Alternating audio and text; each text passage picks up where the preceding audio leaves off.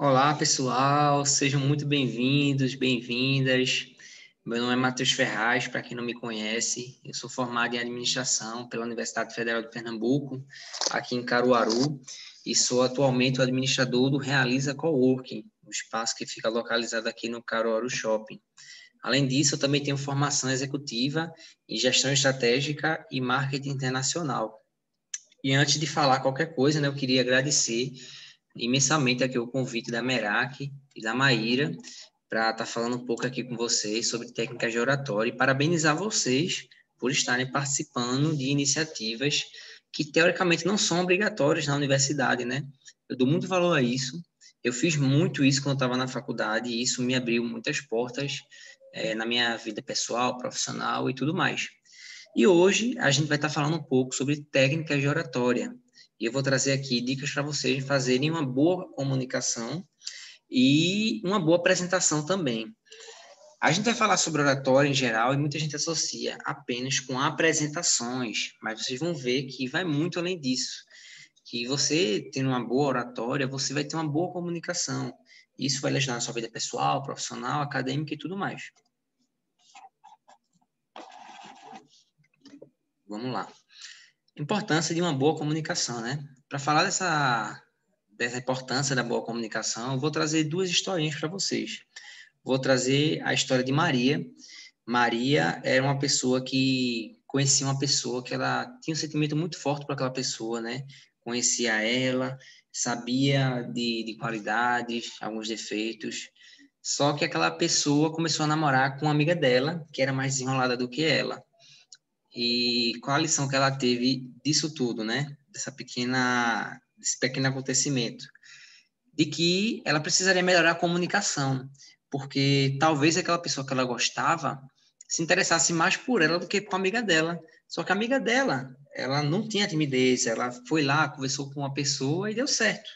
Então ela acabou perdendo a oportunidade de estar com aquela pessoa por não se comunicar bem. Então, muita gente, eu trouxe a história, né, porque muita gente acha que uma boa comunicação é só para a vida profissional, mas não é. Mas, trazendo outra história, que é a história de João. João era uma pessoa que era extremamente esforçado dentro da faculdade, tirava excelentes notas, e ele tinha uma empresa que ele queria muito trabalhar nessa empresa. Só que ele foi para várias entrevistas e nunca conseguiu. E ele viu que o que estava atrapalhando ele era a sua comunicação. Ele sabia a teoria, ele estudava muito, era muito dedicado, esforçado, mas não se comunicava bem. E ele perdeu a oportunidade de trabalhar naquela empresa que ele sempre sonhou. Então, eu trouxe essas duas histórias para ilustrar que uma boa comunicação vai muito além de você melhorar e de se destacar na sua vida profissional, vai na sua vida pessoal, na sua vida acadêmica. Dentro da faculdade, você tem uma infinidade de oportunidades que aparecem, que você pode aí abrir muitas portas na sua vida profissional por você ter uma boa comunicação. Então, o primeiro ponto que eu gosto de abordar é disso, de você ter em mente de que uma boa comunicação não é apenas para a vida profissional, é pessoal, acadêmica, é tudo isso envolvido. E aqui eu trago três zonas, né? Existe a zona de conforto, a zona de estresse e a zona de aprendizado. Eu vou trazer um exemplo para ilustrar as situações em que você fica em cada dessas zonas. A primeira zona de conforto é você na sala de aula assistindo a aula. Você está calado, você está só acompanhando, concordando, é só isso. É uma zona que não está te gerando aprendizados, não está te gerando, como é que eu posso dizer? Aprendizado, claro, está gerando, porque você está ouvindo. Mas eu digo no ponto de comunicação. No ponto de comunicação, você não está melhorando sua timidez, não está melhorando sua comunicação, nada. Você só está ali, só sorria e acene. Aí tem a zona de estresse. A zona de estresse é quando eu estou na sala de aula, concordando, e eu levanto a mão para tirar uma dúvida. Aquele momento que todo mundo para de olhar para o professor, para a professora e olha para você, você sai da sua zona de conforto e vai para a sua zona de estresse. E é um momento muito bom para você praticar isso. Eu vou estar falando isso mais para frente. E a zona de aprendizado é quando você já se habitua, você já não fica mais nervoso ou nervosa quando você levanta a mão, por exemplo, e você está aperfeiçoando, melhorando a sua comunicação e melhorando a sua timidez. Então, são três etapas aí, né, nessa fase de crescimento. você sai da sua zona de conforto, você entra numa zona de estresse, que você está se expondo, mas você ainda está tímido, tá meio travado, travada. E a zona de aprendizado, que é quando você está em constante aprendizado, mas já não tem aquela timidez que você tinha antes na zona de estresse.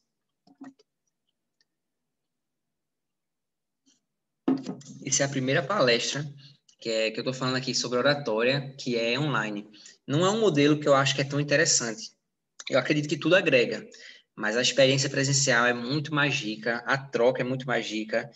Eu imagino que, porque assim, eu participei já de algumas apresentações e o pessoal simplesmente muta, o pessoal desliga a câmera e eu fico lá falando sozinho, parece que eu estou sozinho de fato. Aí, assim, é muito mais rico você estar olhando olho no olho na sala, tem algumas dinâmicas, mas enfim, a gente trabalha com o que tem, então espero que vocês estejam aí abertos e abertas, né, para aprender e melhorar a questão da comunicação e a timidez, beleza? Voltando aqui ao assunto. Canais de acesso na comunicação. Existem canais que todos nós temos que, como é que eu posso dizer, que você se conecta com aquelas pessoas. Existe o canal visual, auditivo e o sinestésico. Cada pessoa, todos nós temos os três, mas cada pessoa tem um mais acentuado do que o outro. Qual o objetivo de eu saber isso? Quando eu sei qual o canal de acesso de cada pessoa, eu começo a brincar numa apresentação, numa conversa, por exemplo, brincar na forma que eu vou falando, que eu vou me expressar, que eu vou passar aquela informação, para eu me conectar com aquelas pessoas. Por exemplo, visual é o primeiro. Visual é uma pessoa que presta atenção em detalhes, que a pessoa vai notar se tu tá parada, vai notar se tu tem algum tique nas pernas, se tu vai notar se tu gesticula, se tu fica parado, vai notar se tu pegar no teu celular. É uma pessoa que presta atenção em detalhes. Então, para essa pessoa visual, como é que você se conecta com essa pessoa visual? Na apresentação, você se movimentar, você gesticular, é você ter cuidado para não fazer tiques, que vai chamar a atenção dessa pessoa visual. Então, são três formas aí de você se conectar com essa pessoa. Você fazendo isso, aquela pessoa vai prestar atenção em você, porque você está criando conexão com ela. Então, esse é o primeiro, é o visual. Formas de se conectar com o visual, se movimentando, gesticulando, você evita tiques nervosos, tudo isso vai lhe ajudar nessa conexão com pessoas visuais, beleza?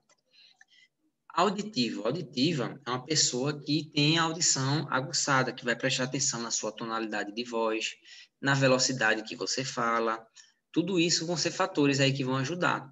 Por exemplo, minha esposa ela fala muito rápido. Só que eu já me acostumei com isso. Então, para mim não é um problema, mas para outras pessoas pode ser. A pessoa diz, cara, essa mulher está falando muito rápido, não vou prestar atenção não. Então, como é que você se conecta com a pessoa auditiva? Como é que você cria conexão com essa pessoa?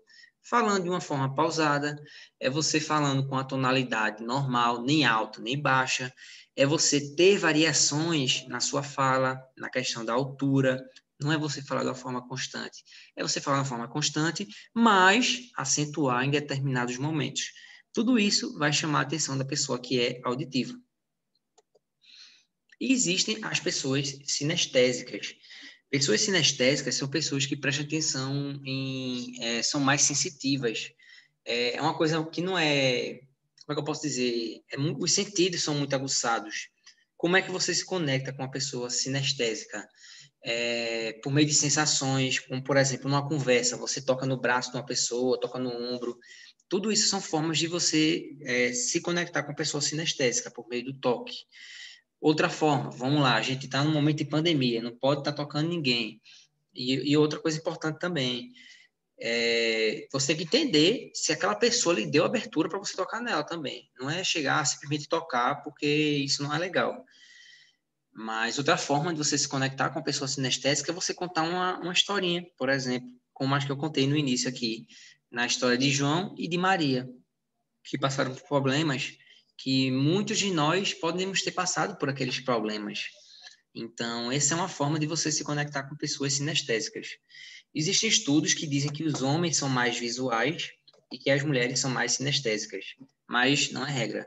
Eu, por exemplo, sou auditivo e minha esposa é visual. Então, isso vai de pessoa por pessoa.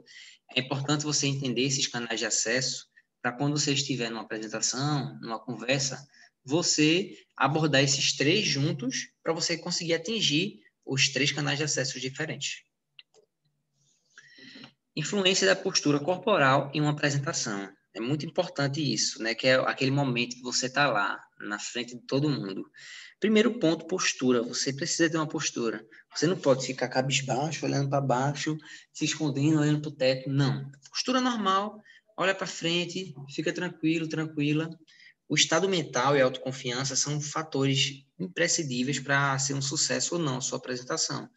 De você ter um estado mental de segurança, que você realmente é capaz de fazer aquilo acontecer, que você sabe aquele conteúdo que você vai passar, que você sabe aquilo que você vai falar, e a autoconfiança de que vai dar tudo certo. Diz, eu sou capaz de falar em público, oxe, para que eu estou tendo esse medo? Então, são três coisas aí que influenciam muito positivamente naquela hora que você vai ter alguma apresentação, por exemplo, mas não só apresentação, uma conversa também, esses três também são fundamentais. Movimentação e comunicação não verbal. Por que é importante falar de comunicação não verbal? Porque existem estudos que dizem que 70% da nossa linguagem, que as pessoas mais prestam atenção, é a não verbal. É a forma que a gente se comunica, é a forma que a gente se veste. Então, é muito importante numa apresentação a gente estar em constante movimento. Por exemplo, imagine uma sala de aula, você está aqui, ó, professor ou professora está lá, só falando, e você aqui. Fica cansativo. No início, beleza, você está prestando atenção, mas com o tempo fica cansativo. Você passa uma mosca, você presta atenção mais naquela mosca do que na aula. Então, você tendo constante movimentação durante a apresentação, vai ajudar a quebrar essa monotonia. Então, você é muito importante utilizar o seu espaço a seu favor, de se movimentar, mas também de saber dosar. Quando eu fiz o meu primeiro curso de oratória, eles falavam sobre isso. Aí eu tenho que mover. Aí eu fazia a apresentação. Era para cima, para baixo. Era para o lado, para o outro, para o lado, para o outro. Aí, no final da apresentação, meu amigo, bicho, eu tava parecendo um doido aqui, olhando para tu. Pare com isso, velho. Se movimente menos. Porque eu fui pro extremo, né? Eu saí de 0 para 1000. Então, é muito importante você dosar. Você fazer movimentações, mas também de uma forma pausada e não ficar para cima e para baixo o tempo todo. Mas também não ficar parado. É muito importante. Entusiasmo. Imagina que tu está conversando com aquela paquera. Minha aula hoje foi muito interessante. A faculdade está bem bacana. Eu estou bem entusiasmado aí com o futuro da faculdade, com o meu futuro profissional. Isso não cria conexão. Outra coisa é você falar, poxa, hoje a aula foi massa, pô, tô felizaço aqui que eu vou terminar meu curso, tô doido para terminar, para ver o que é que vem pela frente aí, para conseguir meu trabalho. Isso cria conexão. Você tem entusiasmo, você passa entusiasmo para quem está ouvindo também. Então, é muito importante você ter essa fala entusiasmada, porque você vai acabar fazendo aquela pessoa ficar entusiasmada também. Então, é muito importante isso de você não ficar sempre no mesmo estado, sempre falando, mas é isso daí. Você falar de uma forma tediosa, você vai deixar a conversa tediosa. Então, é muito importante você ter entusiasmo, olhar para o público. É muito importante. Vamos supor que você está numa apresentação com muita gente. Tem uma galera que eu conheço que não diz assim, eu não consigo olhar nos olhos do pessoal. Qual a dica que eu dou? Imagine uma linha na cabeça das pessoas e fica olhando para aquela linha. Vai parecer que você está olhando para alguém, só que não é ninguém. Você vai estar olhando para cima. Isso é uma forma de você exercitar isso e você aos poucos vai começar a se acostumar com olhar no olho de cada pessoa. E isso é muito importante, porque você olhar no olho de uma pessoa parece que é uma conversa. Então, isso cria conexão com aquela pessoa. Gesticulação é outra coisa que é muito importante também.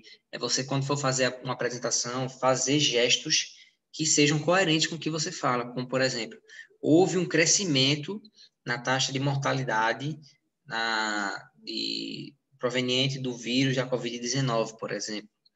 Não é falar houve uma diminuição e falar que subiu não faz sentido. Então, é você fazer gestos que façam sentido com o que você está falando para reforçar aquilo que você falou. A posição, né, das mãos e pernas é muito importante também. Pernas cruzadas de forma alguma, braços cruzados assim, de forma alguma, porque isso vai passar uma imagem que você é uma pessoa fechada. O que eu recomendo, quando você está na apresentação, por exemplo, é você ficar aqui, ó, com a mão aqui uma na frente da outra, e tranquilo. E as pernas livres uma da outra. E não ficar modo gangorra, por exemplo, né, que eu vou estar falando daqui a pouco. E evitar esses tiques, né, como modo gangorra, você, sei lá, ficar mexendo na barba, na espinha, enfim. Cada um tem seus tiques diferentes, né, mas evitar isso, porque isso tira o foco do que você quer passar. Você quer passar uma mensagem numa apresentação. E se você na apresentação está fazendo isso, você está tirando o foco da mensagem para a pessoa olhar seus tiques. Improviso, eu estou numa apresentação e eu esqueço o que eu estava falando. O que é que se faz? Primeiro, mantém sempre a calma e a concentração. É normal, ninguém é perfeito, ninguém é de ferro, ninguém é o dono da verdade absoluta. Um momento como esse é muito importante você interagir com o seu público. É você, e aí, pessoal, vocês estão gostando? Alguém já passou por essa situação? Fazer perguntas. Fulaninho, como é que tu se identifica? Mais visual, auditivo ou sinestésico? Quando eu faço uma pergunta para uma pessoa, eu tiro o foco de mim, todo mundo estava olhando para mim, mas a partir do momento que eu faço uma pergunta para uma pessoa, todo mundo olha para aquela pessoa. Então, eu saio da minha zona de estresse, de aprendizado, e vou para minha zona de conforto. Então, aí, nesse meio tempo, quando ele está respondendo, eu respiro, recapitulo o que vai falar e bola para frente.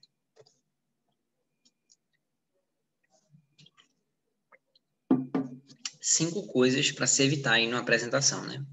Primeiro, ficar parado. É uma coisa que eu já falei, né, lá atrás. Você ficar aqui parado numa aula de 2 horas, você não vai ter o mínimo entusiasmo. Qualquer coisa que passar por você vai ser mais interessante que aquela aula. Ficar no modo gangorra é outra coisa que não é interessante você fazer, porque as pessoas vão prestar atenção naquilo e não na sua mensagem. Dar as costas para o público é outra coisa que você deve evitar também, porque quando você dá as costas para o público sente que você não está falando com ele ou com ela. Então, a pessoa tende a se distrair mais. É um momento que eu talvez pegue o celular para olhar alguma mensagem, enfim. Se escorar no slide, isso é outra coisa péssima também. Na faculdade tinha muito disso. O pessoal fazia seminário, botava textão, pá! Aí achava pouco textão, virava. Segundo fulano, eu preciso disso daqui. Aí, meu amigo, for para ler slide, eu leio, pô. O slide, ele tá aqui para nos auxiliar, para nos dar um mapa, um guia do que vai ser abordado, como eu faço aqui nos meus slides. Pode dizer que não tem texto. Tem pontos que vão me auxiliar aí no que vai ser abordado aqui na apresentação. E vícios de linguagem. Eu tinha uma professora na minha faculdade que ela falava muito né. O que é que a gente fazia? A gente não prestava atenção na aula, prestava atenção no né. E um belo dia, numa aula delas, a gente fez um bolão antes da aula começar e disse, ó, pessoal, vamos ver quantos nés ela vai falar hoje durante a aula. E a gente fez um bolão para ver quem acertava. Aí, o grande pulo disso? É que a gente não estava prestando atenção na aula. Ela estava lá para dar aula, mas a gente estava prestando atenção no vício de linguagem dela. Então, numa apresentação é muito importante você prestar atenção nisso, nos vícios de linguagem, porque vai tirar o foco da sua apresentação, da sua mensagem que você quer passar. E, novamente, isso não é só dentro da sala de aula, isso é na conversa também, é nos seus áudios do WhatsApp, é na conversa com a paquera, enfim, são coisas que realmente precisam ser evitadas. Vamos lá, 4 pilares para uma boa apresentação. Toda apresentação, né, para criar uma boa conexão com o seu público, precisa se movimentar entre esses 4 pilares. O primeiro é o ensinar, o segundo é informar, o terceiro é entreter e o último é motivar. O ensinar é o passar conhecimento. É isso que eu estou fazendo para vocês hoje, dando dicas, falando sobre experiências, ensinando de alguma forma. O informar está muito ligado ao ensinar, mas é diferente. O informar vem com base em dados estatísticos, por exemplo, são números. Como lá atrás, quando eu falei aqui, da linguagem não verbal, eu disse que 70% das pessoas, um estudo, 70% da linguagem é mais compreendida não verbal. Isso é uma forma de eu trazer um dado que vai colaborar com o que eu falei. Outra forma que eu teria aqui de informar é dizer, aproximadamente 70% da população brasileira tem medo de falar em público. Isso é uma forma de informar. Eu estou trazendo aqui um dado que vai colaborar com esse conteúdo que eu estou ensinando. Entreter é outra forma muito interessante, mas não é de contar piada, é realmente de quebrar o clima, de falar uma coisa engraçada, de contar uma história. Por exemplo, aqui eu estou falando sobre paquera, eu falei da minha professora, que falava muito né.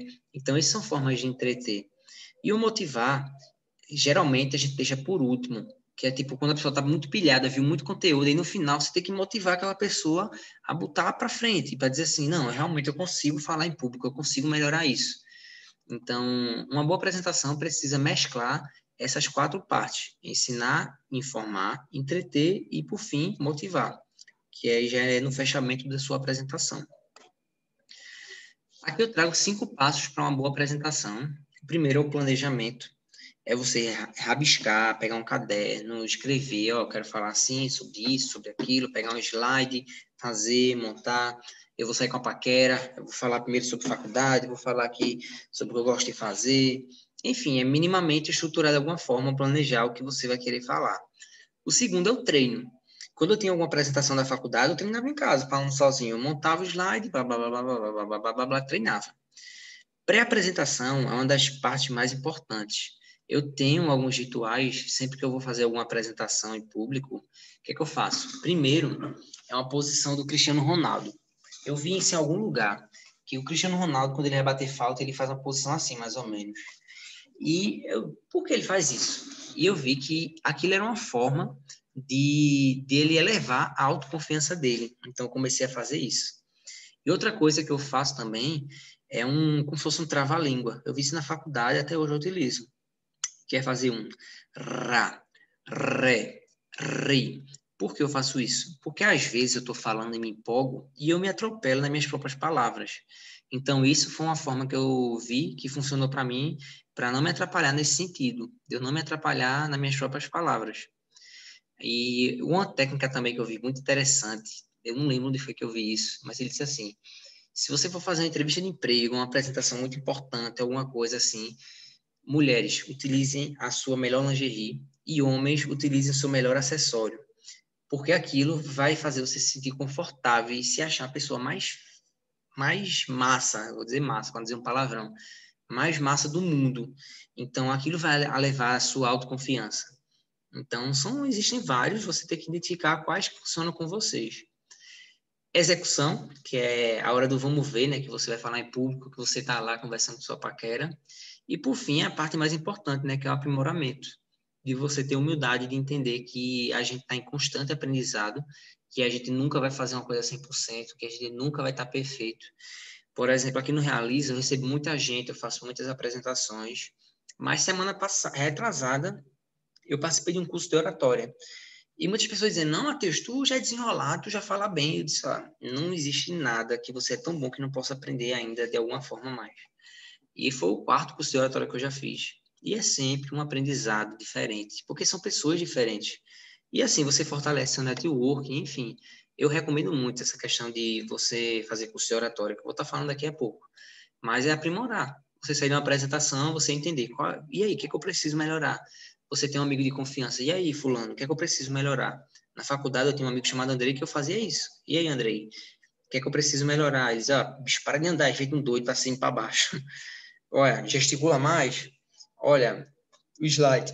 Enxuga mais o slide, não coloca texto não, coloca umas imagens, enfim. E aqui eu vou trazer 5 dicas, 5 não, são algumas dicas aí para você melhorar a sua timidez aí no dia a dia. A primeira dica que eu dou é curso de oratória. Eu falei isso agora há pouco, né?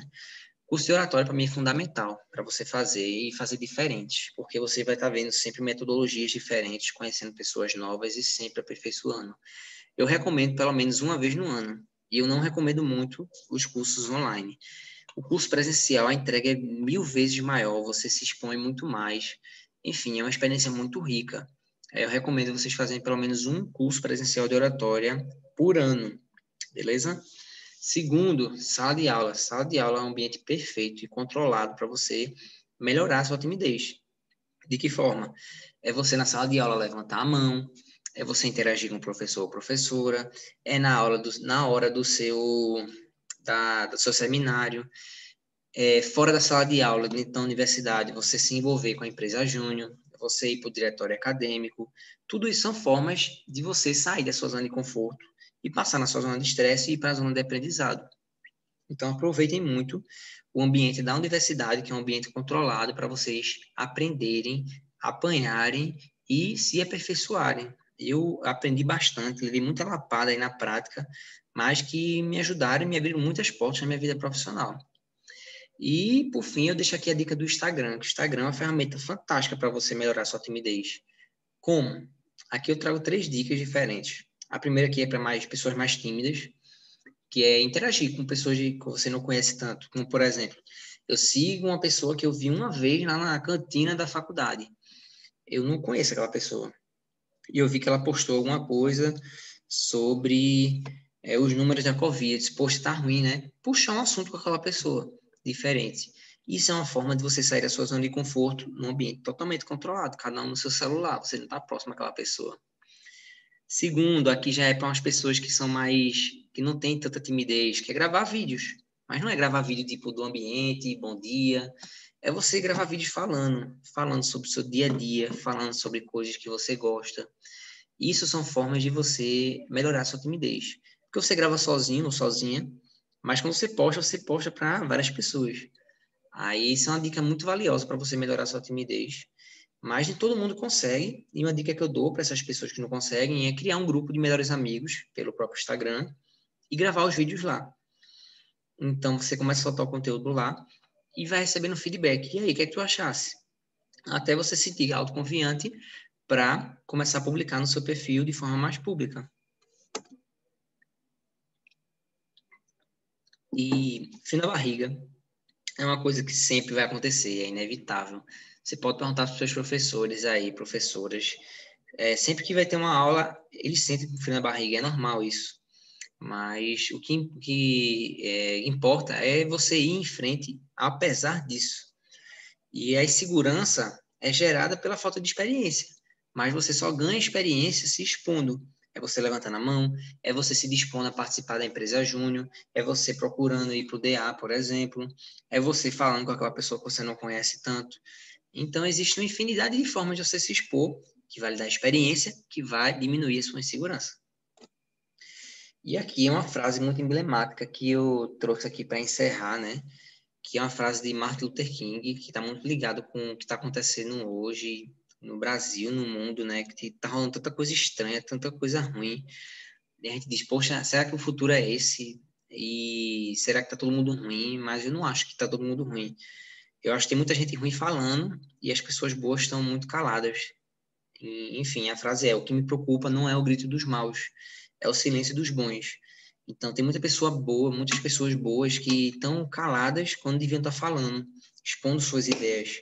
Então, não deixe que aquele frio na barriga lhe impeça de falar, porque isso pode estar fechando muitas portas nas nossas vidas que a gente nem sabe e talvez nunca vá saber. E você se expondo é uma forma de você abrir essas portas que estão aparecendo aí na sua frente. Beleza, pessoal? Eu espero que vocês tenham gostado. Eu queria muito que isso aqui fosse uma experiência presencial, né? Mas vamos trabalhar com o que a gente tem. Estou deixando aqui meu Instagram e meu WhatsApp. Então, qualquer dúvida que vocês tiverem, eu fico à disposição. Podem interagir lá. E espero que vocês tenham aproveitado e utilizem aí na prática. Não fique só na teoria. Comunicação não é teoria, é prática, é dia a dia. É levando lapada, é passando vergonha e tendo frio na barriga. Beleza, pessoal? Desejo muito sucesso para vocês aí na carreira profissional e também na carreira aí pessoal. E agradeço novamente aqui a Merak pela iniciativa, parabenizar aí pela 3ª semana de empreendedorismo e saúde. Muita gente acha que empreendedorismo não tem nada a ver com saúde, mas tem tudo a ver. E vocês estão mostrando isso na prática. Beleza? Sucesso para vocês. Tchau, tchau, pessoal.